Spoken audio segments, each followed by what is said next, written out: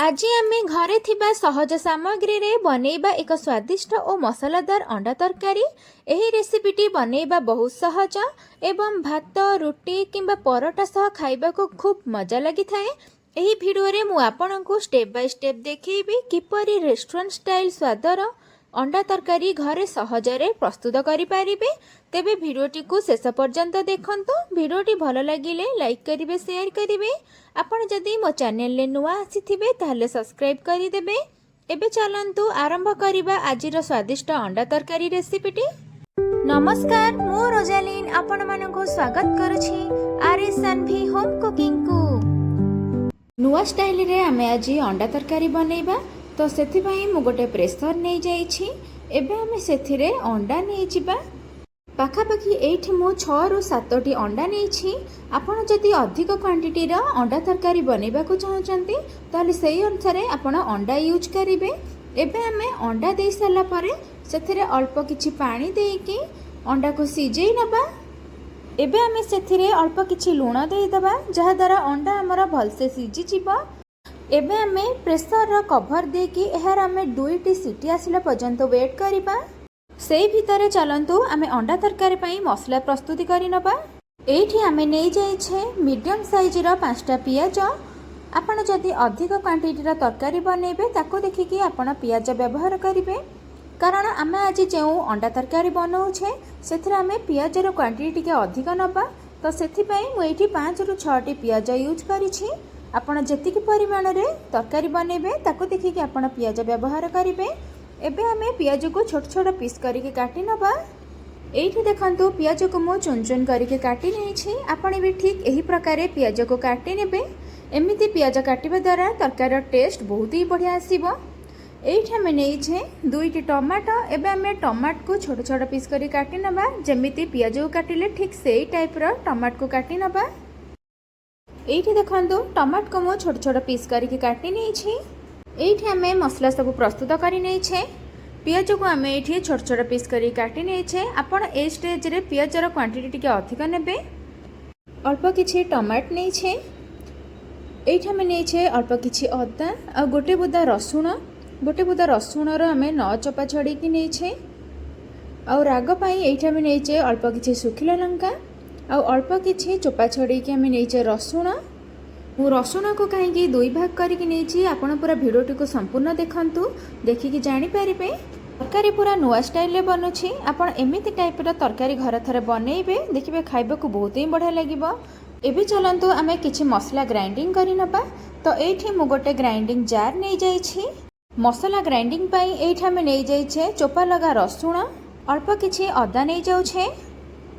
राग पई एठी आमे 2टी सुखिला लंका यूज करूछे। आपण जेतिक राग करिवे सेही अनुसार आपण सुखिला लंका बा कंचा लंका नै पारिबे। एबे हमें सेथिरे अल्प किछि पानी देकी मसला को ग्राइंडिंग करि नबा। तो आपण एठी देखि पारुथिबे मसला को मु ग्राइंडिंग करके नै आसीछि।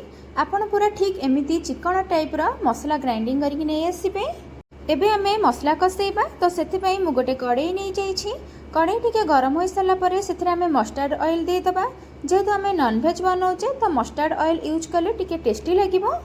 तेल हल्का गरम हो सारा पर से आम किछि सुखिला मसला दबा। एठी आमे नेछे अल्प किछि दालचीनी, गोटे गुजराती, अल्प किछि गोलमरीच आ अल्प किछि लवंग। एठी मु देई दोछि गोटे तेजपत्र को 2 खंड करिकी। ए सब सुखिला मसला दबा द्वारा तरकारी रो टेस्ट आ स्मेल बहुत बढ़िया से आसीबो। एबे आमे ए सुखिला मसला को टिके हल्का से भाजी नबा। एठी हमर मसला भाजी होई गलानी। एबे आमे काटी के रखिथिबा पियाज को देई दबा।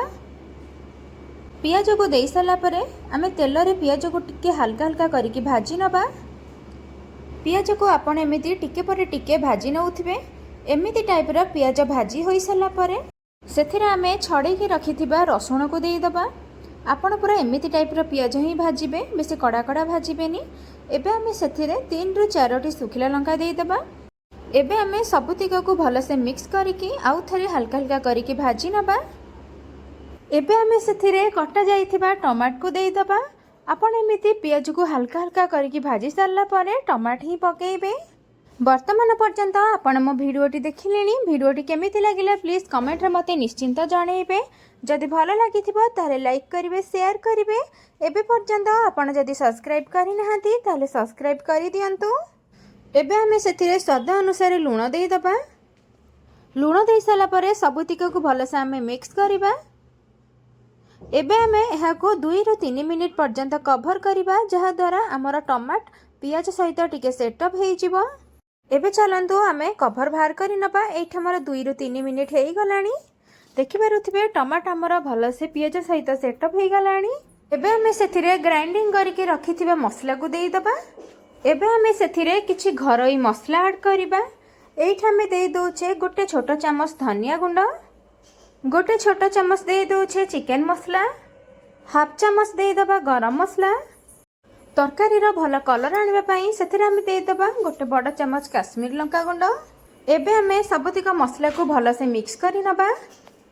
मसला को भल से मिक्स कर साला परे एबे आमे 2 मिनिट पर्यंत कभर करबा जहाद्वारा मसला आमर भल से टिके हेइ जिवो आ तार बास्ना बहुत बढ़िया से आसीबो।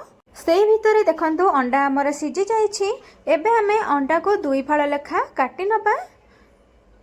एठी देखंतु अंडा को आपण ठीक एमिति ही 2 फाळ लेखा करि नेबे। एठी आमे सबु अंडा को 2 फाळ लेखा करि नै छै। एबे आमे अंडा को टिके भाजी नबा। तो सेथि पई मु कड़ाई रे तेल नै जाउछि।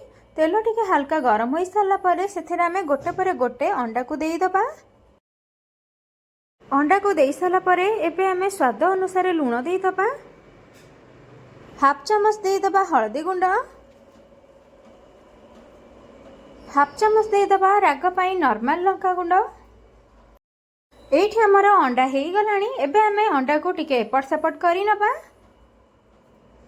आपण पूरा एमिति टाइप रो अंडा को भाजी नेबे। देखिबे आरो टेस्ट बहुत ही बढ़िया आसीबो। आपण थरे बनेइले बारंबार बनेबा को इच्छा करिवे।